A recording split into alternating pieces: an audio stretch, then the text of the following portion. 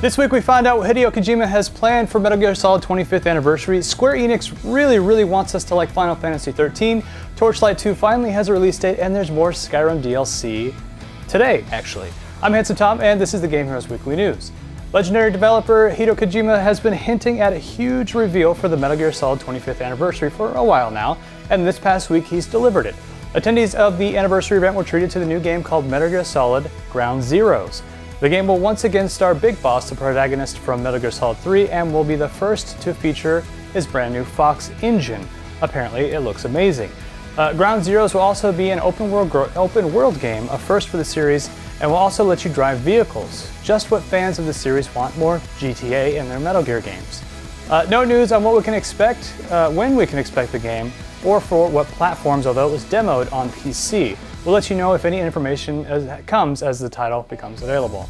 Well, it looks like Square Enix wants to continue to beat a dead horse with Final Fantasy 13. What does that mean exactly? Well, we're getting a third sequel to a numbered entry that nobody cares about. The game will be titled Lightning Returns Final Fantasy 13, and it'll hit stores sometime in 2013. According to Square Enix, the game will have a brand new story world, characters, and enhanced gameplay system. And it will star, in case you haven't guessed yet, Lightning, a solo character. She'll be available to roam freely in an open world. The new gameplay hook will be the Doomsday Clock. The game will end in 13 days, which can be noted on the countdown clock in the corner of the screen. Anything the player does, even riding the monorail to quick travel, will affect the timer. But it looks like Square Enix really wants us to play Final Fantasy 13 and keeps continuously pushing sequels on us. You know, all this time and effort they put into 13, they could have remade Final Fantasy 7, something the fans actually do want. Torchlight II, the sequel to the 2009 downloadable dungeon crawler made by some of the developers of Diablo 1 and 2, has finally a release date. The game will be available September 20th on Steam and only costs $20, which is an amazing price for a game that's supposed to rival Diablo 3 in its dungeon looting and gameplay style.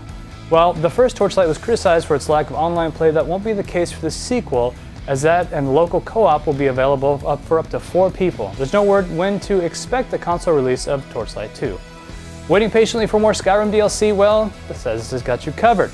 Last week they announced the rumored Hellfire expansion. While not in that depth as the previous Dawnguard add-on, it won't add anything to the combat of the game. Instead, it'll let you do real estate.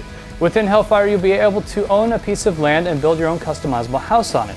Within the house, you can build greenhouses, libraries, alchemy labs, and trophy rooms, while the outside you can set up gardens, fish hatcheries, beehives for gathering game resources. The expansion will be available on Xbox Live today for the cost of 400 Microsoft points, with the PC release sometime after. Sorry PS3 owners, no news on this or Dawnguard for you guys. And finally, here are this week's new game releases, and there's only one. The Sims 3 Supernatural expansion will be available on PC. For more kick-ass content, please be sure to check out thegameheroes.com. I'm Handsome Tom. We'll see you guys again next week.